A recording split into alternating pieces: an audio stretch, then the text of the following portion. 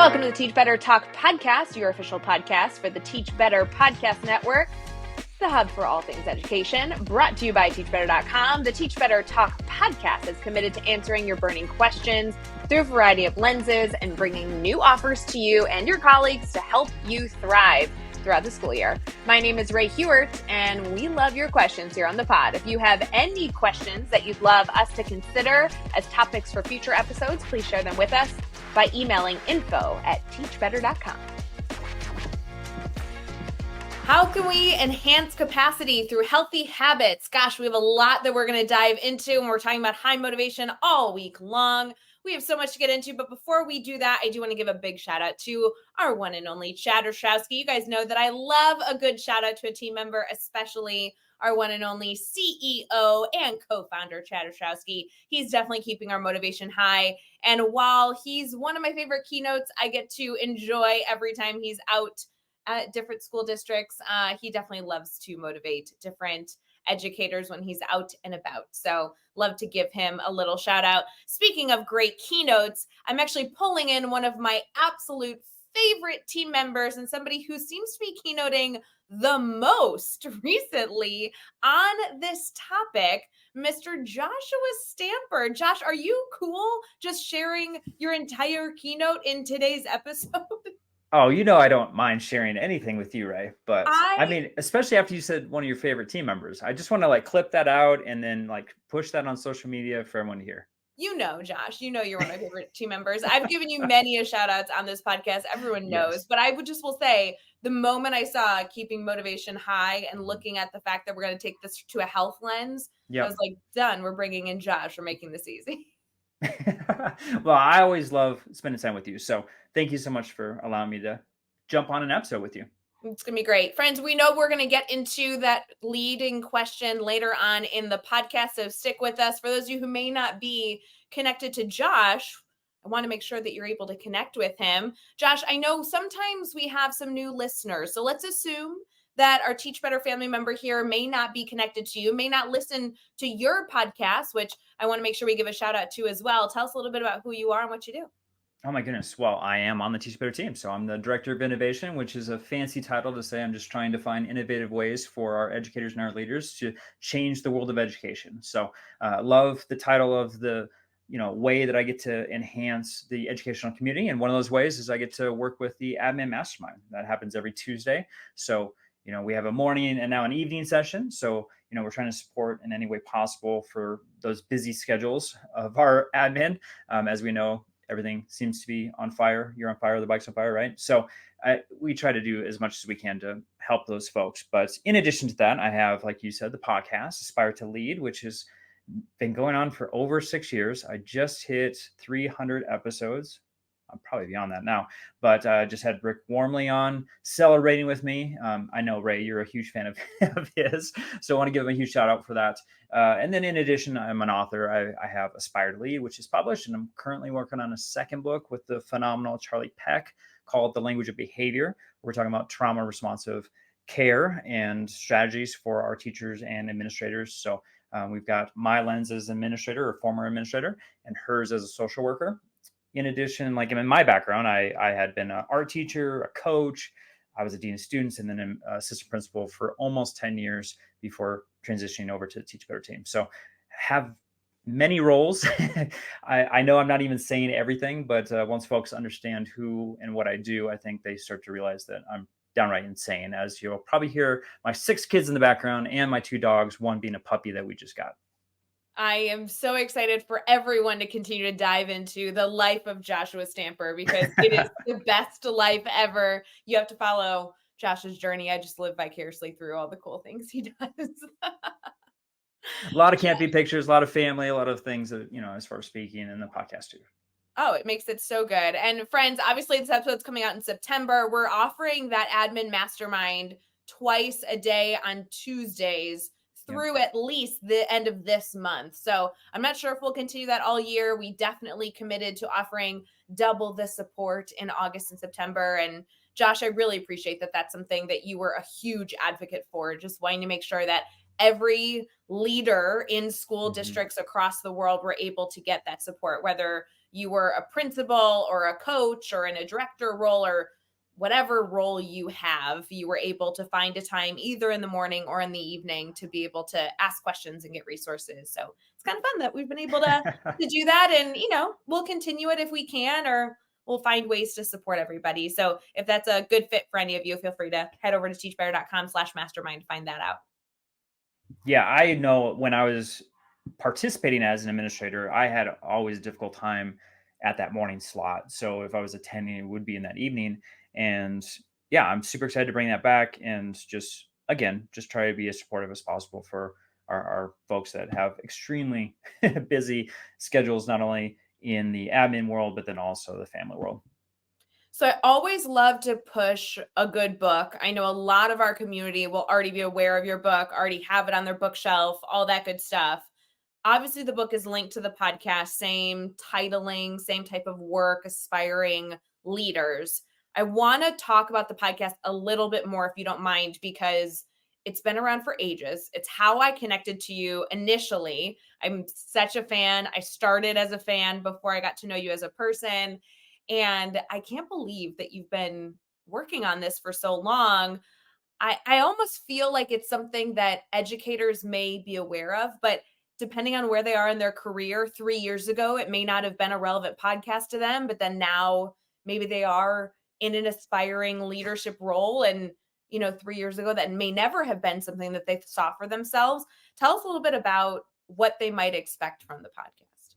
Yeah, for sure. So I have a lot of different formats, but mostly it's an interview style. So just finding leaders all over the country, actually all over the world, to just gain their wisdom and insights, through their experience. And so, obviously, in the work that we do, right, we get connected with phenomenal folks. And so when I first started, I really just wanted to pull from that. And selfishly, I wanted to learn. I was in the admin role, and I was just learning myself. And what better way to do that than through conversation? And so, through social media, I started to connect with just folks I felt like I had no business talking to in the first place, because they were just, so accomplished. And then, over time, I started to get confidence in my voice. And so changing the format a little bit. So, depending on where you're picking the podcast up from, well, depending on the year, there's some where I've got certain coaching calls with Sarah Johnson, Aspire to Rise.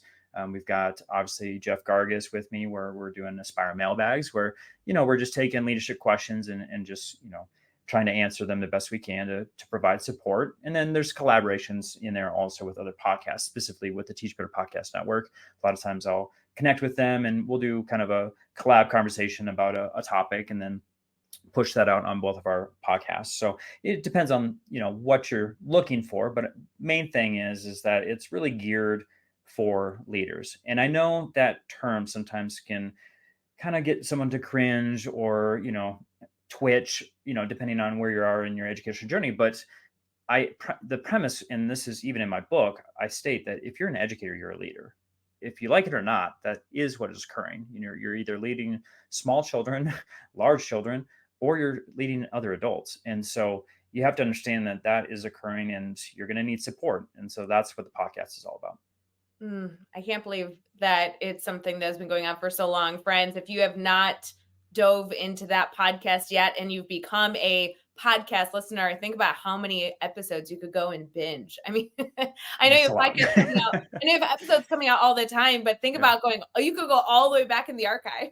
And some people do. It's crazy. I'll have someone email me and say, I just binged a couple hundred of your episodes. I don't know. They have it on like 2.5 speed. They must, but some folks do that and they blow through the content. So, if that's your jam, I love it.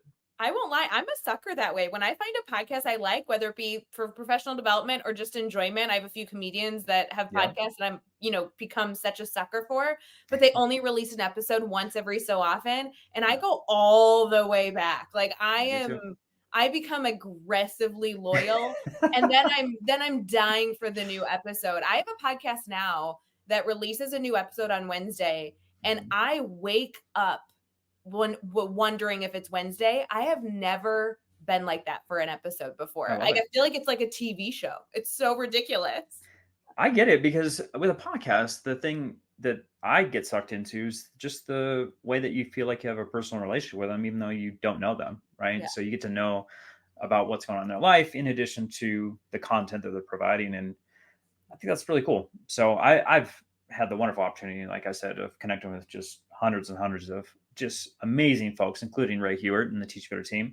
That's literally how I got connected with you all in the first place, was through the Yeah. podcast. So I just feel like it's just such a blessing to have that as an outlet to not only share information, but then I feel like I've gotten better in the process too. Well, I'm a huge podcast listener, a huge fan of your podcast, and a fan of you, Josh. So, for Oh, those of you thank that you. are listening that are looking for a new podcast episode, especially one to enhance your leadership skills, could not recommend more. Definitely a valuable listen. And your guests are just absolutely outstanding. I steal from your list all the time because they're outstanding.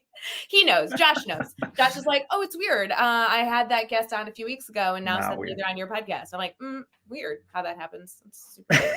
I don't know. I don't know how that happens.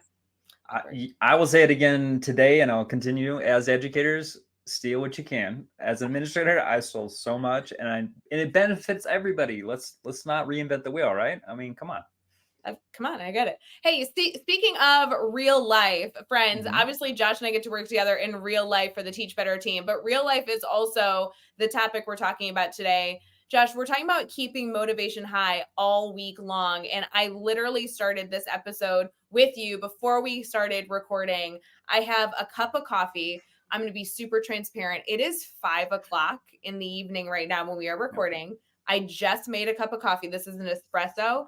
I am also drinking a thing of water. This is my second one, so I'm like going to finish this. So I'm really trying to like bring up the healthy habits, and yet I am so tired. We have this recording, and then we each have one more like meeting after this for the Teach Better Yes. team. There's some events going on tonight that we're both facilitating, and Josh, you're a part of a different thing and I'm a part of. We're kind of, I know. what is that called when you take one thing, I'll take another? We're conquering our own We projects, are. but yes. But I'm like drained. Like it's midweek and I'm tired and I I feel get it. like this topic couldn't be more relevant than it is for me today. So are you ready to discuss keeping motivation high with some healthy habits, because I'm Yes. I'm trying to use them and it ain't working. Yeah, I will just preface right now. I'm going to share as much as I possibly can, but typically in this keynote, I don't know why, Ray, but like the last three that I've done, this has been either a 2 hour or 2.5 hour session that I've provided with staff members. So I gotta have to like scale it down for everyone today. But yeah, that's typically, I don't know why. It's an important topic, so I love it, and I love like the intimate environments that I'm creating with the extra time. But that's not typical for a keynote. Yeah, no, it's not. But Josh, the feedback you've gotten doing this keynote has been insane. So I just appreciate you sharing as much as you can during this episode. And then we're all going to figure out how to sit in a session of you doing this actual keynote, either at a conference or bringing you into a school district. I'm going to sneak into an event. Friends will be right back. Stick with us. Quick pause to talk about the Teach Better Admin Mastermind. Are you an educational leader in an administrative role? Whether you be an assistant principal, a coach, a principal, a director of curriculum, or even a superintendent, this group is for you. With weekly meetings, expert guests, and more, bring your problems of practice to this private group and have a conversation with your colleagues around how we can better share resources and be better educational leaders in the field. Head over to our Teach Better Administrator Mastermind to sign up now. You can just show up when you need a little bit of support. I'll meet you there. How can you enhance capacity with healthy habits? We are on with Joshua Stamper talking about keeping motivation high, and we're starting with the healthy habits. We are talking about this all week long, but as always, the first thing with keeping motivation high in the room is going to start with keeping you healthy. Josh, you have been requested to do this keynote, this specific work with educators a lot over the last few months. So I really appreciate you taking the time to come in and share it with this community here within our Teach Better family. I know this is typically a very long exercise that you get to do with teachers, but where's the first place to start? Well, Ray, I just want to give a little backstory of why I created this in the first place, was because as an administrator, especially when I was younger in my admin career, I put on the cape and tried to play Superman in that role. And I was working insane hours. I was not eating healthy. Literally, my diet was essentially coffee and whatever was in the staff room, which typically was donuts that parents dropped off. And so you Or can imagine or like Cheetos, right? that too. Yeah. Anything that was unhealthy, I swear, was in that room. And I was for it, because I didn't take lunch. It was kind of a badge of honor for myself because I wanted to run around and try to solve everyone's problems as the Superman complex, continued. And then what I was finding was, what you were talking about, which is the lack of energy or lack of motivation over time. And what happened too was I was dealing with a health issue. At the time, my gallbladder was actually failing me and I was getting sick constantly. And, I share this often is that, instead of sitting down and reflecting and taking time for myself and saying, you know what, this is ridiculous. I need to go to the doctor. I need to go to the hospital. I need to get this taken care of. Instead, I just powered through. And so then I started to lose weight and I started to look lethargic and my skin tone changed. It was just a overall terrible thing. Eventually, I got to the point where I had to go and get the surgery. And not to be gruesome or anything, but like the surgery took longer because yeah, it was going on for so long that my body was trying to compensate by creating webs to make sure that the organ didn't move at all because it caused pain and it was swollen. And so, they took care of that. But the sick thing about it, right? And this is the mental health component of it, is I was back the next day working. How is that healthy for anyone, right? So nobody sat me down or sent me home and said, like, what are you doing? You shouldn't be here. I just felt like I couldn't take time off. If I wasn't on campus, then the campus wouldn't function. And for all of that, now I can look back and be like, you idiot, like what were you doing? And so like I really want to use that as kind of just, if someone's not well mentally or physically, it's okay to take a day off. It's okay to take some time for yourself. It's if you need a break, there's days for that, right? Built into your contract. And for myself, when I made the transition from administrator to the director of innovation with Teach Better Team, like I had hundreds of days just sitting there, right? That I never use. And I mean, that just shows you, and that's more evidence that it's so important for us to focus on our mental health. So with that, Ray, I want to kind of give that backstory, but I'll dive in if you don't mind, as far as breaking down these strategies. So first off, I want you to think about like your mindset, right? Because so often we look at the external changes that need to occur, and obviously an educational system has a lot of flaws and things that need to be fixed. But currently in your role, most often you don't have the power to make those changes. So I want you to actually look at the internal shifts. I always use the analogy that my 2-year-old daughter likes to use the remote control and run around acting as though she can control us, and specifically me trying to mute me. Well, obviously, like she doesn't have that control, right? She doesn't have the control of the external. But for us, like the internal changes, what are some shifts that we can make in our life as far as our routines and our habits to actually start to make the actual change that needs to occur with our mental health? Okay. So second piece, then I like to think of it as like Lainey Riles, spreading positivity and, her journal. She does such a wonderful job, but, sharing the good news and positive emotions. I think in education, especially like in this time frame, a lot of schools are going back. I don't know about you, Ray, but I've kind of just seen a lot of mixed messages on social media about either the excitement of going back to school or the dread of heading back, right? And on social media, the message that we're spreading, and if we're doing it in a negative way, like what is that doing, right? So for instance, if we're looking at data and research, and there was something done not too long ago in regards to doing something good for someone else, right? So for instance, I was at the grocery store. A gentleman was over doing something with, like, there's a banking section right at the grocery store. He left his wallet and he started to walk away, probably going back to his car. So I yelled and I stopped him and I said, "Hey, you left your wallet." Okay. So who's affected in that analogy or in that story? Well, obviously the gentleman that lost his wallet, because we've all lost either credit cards or our wallets before, and it's such a hassle. It's the worst thing ever. Then obviously I'm feeling good about what just happened in that good deed. But the research that is phenomenal, and this is kind of that ripple effect, is that the people around that viewed the good deed are actually more likely to do a good deed right away after that. right? So it's not just affecting the people involved, but also those in the environment. And some of those that were viewing it were four of my kids that were with me, right? So obviously that's going to affect them too. So it's just showing that there's a lot of power in not only good deeds, but then also sharing verbally positive emotions. And Ray, we all know, like in education, we don't get a lot of affirmation and praise verbally from others. I know I don't know about you, but like I didn't have a ton of students just running in every day, just singing my praises, or parents emailing or calling me and sending me gifts. Like there's a lot of times that we hear a lot of terrible things. And so it's good for us to like have that power in the narrative to make sure that we're not only spreading good things that are happening in our classroom, our schools, but also how we're feeling, especially if it's positive.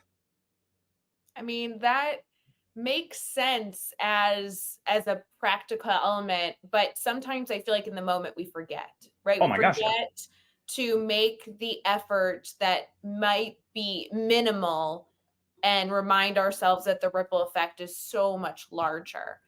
Yeah. So almost putting those teeny tiny reminders in to have that much larger effect would be so valuable, especially in September.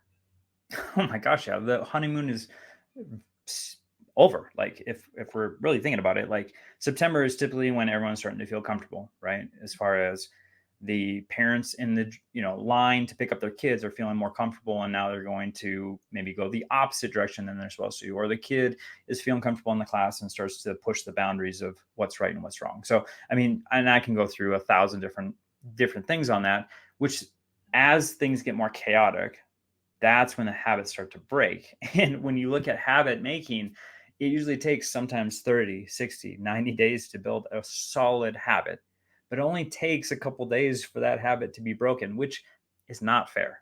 It's Not it sucks that that's the way it is, but that's why we have to be so determined to make sure that these habits are constructed starting now, like at the beginning of the school year. Because if they're not, I can assure you when things potentially feel like they're going off the rails in February, in April, in March, right?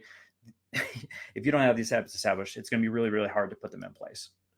well, and so what are those silly little things that we can do to help us achieve putting these habits in place? I know you listed a few. I would love to reiterate them and maybe add a few more for those of you who are listening and saying, okay, I really want to take a step in this direction, but I don't want to leave anybody with the excuse that they didn't know Mhm. how to put this into place.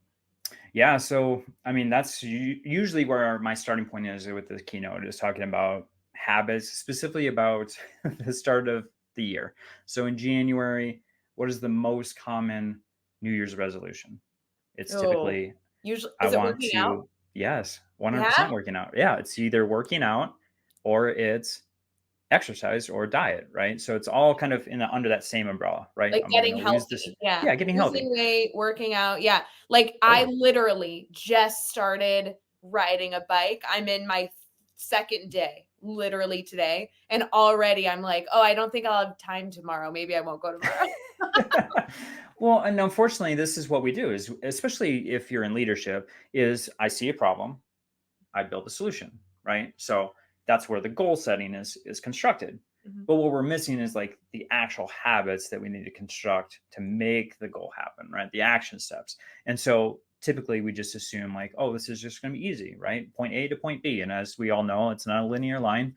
It typically looks like a rat's nest. So I'll go through some kind of belief systems that I have really tried to, and these are all things that I've done in myself. But the first thing is identity, right? So, for instance, right, let's keep with your bike, right, and riding your bike. So, in the identity of creating a goal, you are a cyclist. Labeling myself that seems so ambitious, but sure, I am a cyclist. Well, fill in the blank, right? If or you're an artist. I know you're an artist because I I see am. your journaling or like how you draw in your journals all on social media. Yep, I'm a doodler. Mhm. Nope, you're an artist, right? So the idea with the identity piece is that if we change the mindset of like what that looks like as far as the goal, it's a, and I'm going to cough in just a second. Pardon me as I die.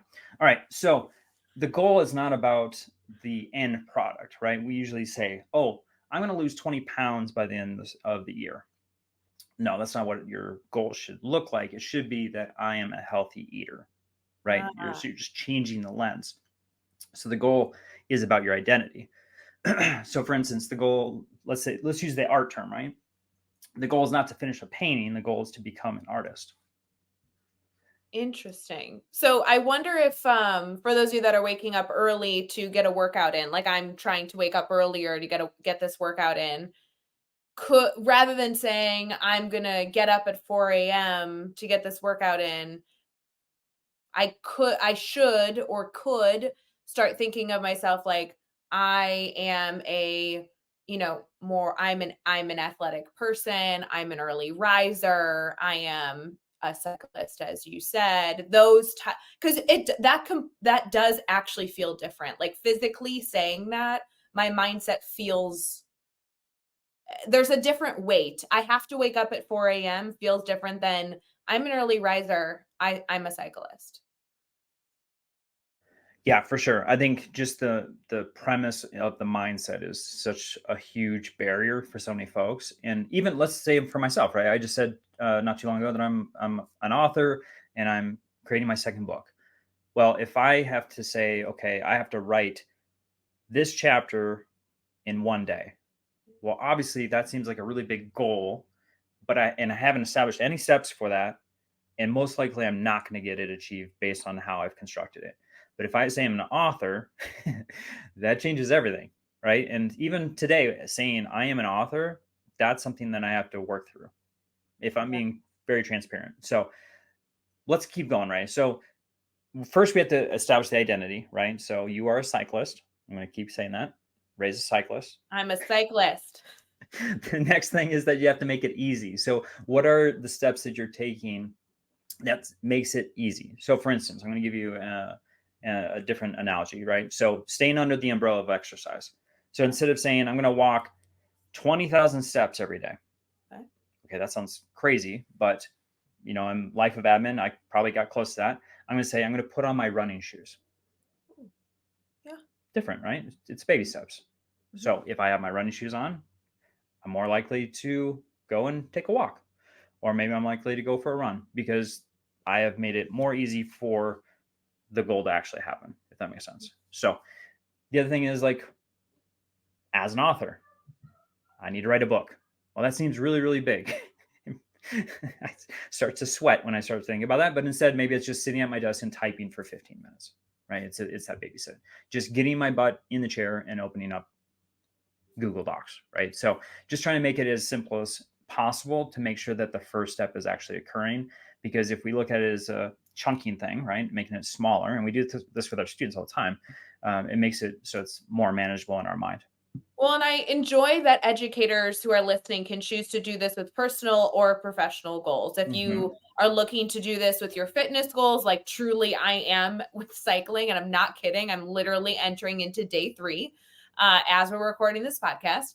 That is something that we could break down for your personal goal. If you're looking to do this for your professional goal, maybe you're aspiring to learn something new. Maybe you are trying to maybe you're trying to adopt a characteristic to help yourself be a more efficient or effective educator in the classroom. These are all things to help you be better. And what I love about this, Josh, especially this week, is anytime we're discussing keeping motivation high, you're allowing us to keep motivation high by making it sustainable. Yeah. Because when it becomes a habit, it's sustainable. Yeah, and for sure. I love this connection. So yeah. All right. How much time do you want me to continue? Because I can keep going. I'm going to give you one more tip, and then everybody else has to go connect with you personally because we're going to run out of time on the pod. No, I understand that. So I'm going to try and mix in 2 just to like. So you're like, how much time do we have? I'm like, only 1. You're like, perfect. 2 it is. 2 it is. So 1 being specific. You had talked about waking up at 4 a.m., right? To go cycling, which I don't want you to lose. Because I want you to have it as I will have a behavior. So I will cycle at 4 a.m. and then the location, right? So whatever maybe your favorite cycling route is, right? So after we get the identity of who we are, And then the steps that we've established to make it easy, the other thing is we need to be specific with our action steps that we can start to make those healthy habits, right? So an example for staying with the exercise or losing weight, maybe it's like, I will make a green smoothie at 7 a.m. in the kitchen, right? And then the reason I'm connecting this to the additional one, which is setting up your environment, is maybe it's, I will make a green smoothie at 7 a.m. in my kitchen, but the night before I set everything out that I need. So when I do wake up at 7 a.m., it's easy, like I said before, to go and make sure that habit is established. So for you, maybe it's putting out your exercise clothes, your I don't know if you have special shoes for your bike. Maybe it's having your water bottle filled. I mean, fill in the blank as to what you need to establish the night before, right? So I love it. I will And give those 2 steps and then I'll be done. that's so good. And the thing that keeps sticking out, Josh, which I hate to say this, but as a tired person listening, I love the focus on making the goals easy. Yes. That is something I need in my life. It's September. I need things to be easy if I'm going to adopt them, especially educators listening. If you're taking on goals, if we're going to keep motivation high within ourselves and as we aspire others, we need to make things easy. So, Josh, I Yeah. really appreciate you laying out these steps for us to keep our behaviors in a good place so that we can give to others. And I love the folks on keeping things easy. We'll be right back. We are getting into some key takeaways. And of course, we are going to get into how you can connect with Josh and hey, bring him out to your school district, book him for your next conference, bring him out to your community to speak at a local church. We'll be right back.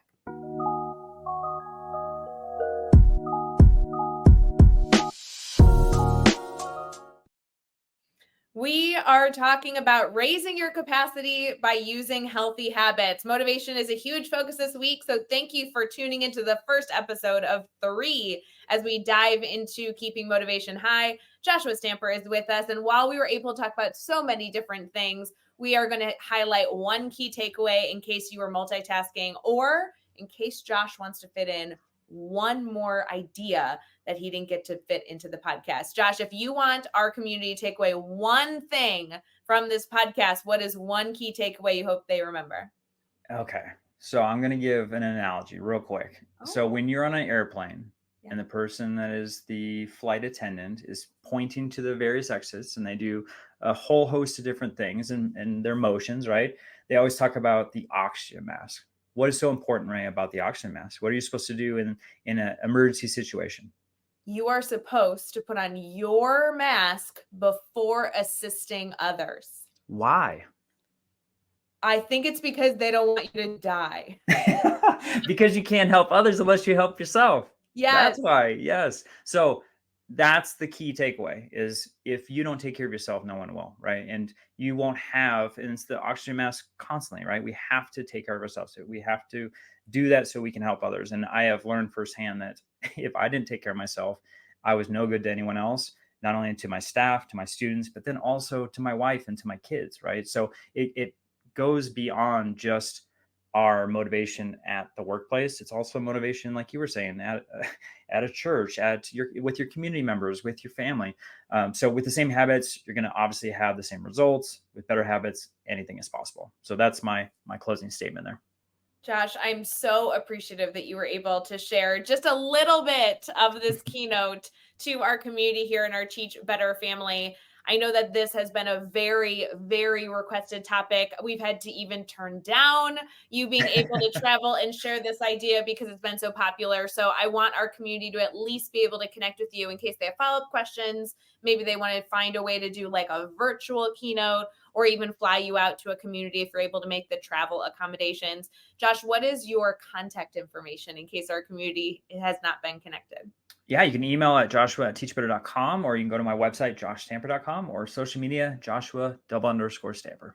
Love it. And friends, if you ever have any issues connecting with Josh or anything related to his podcast, his book, or anything else, feel free to connect with me or anybody on the team. We are huge Joshua Stamper fans. Happy to connect with you and make it easier for you to connect with Josh. Josh, thanks for coming on the pod. We appreciate it. We hope you come back. Oh my gosh. I'll always come back.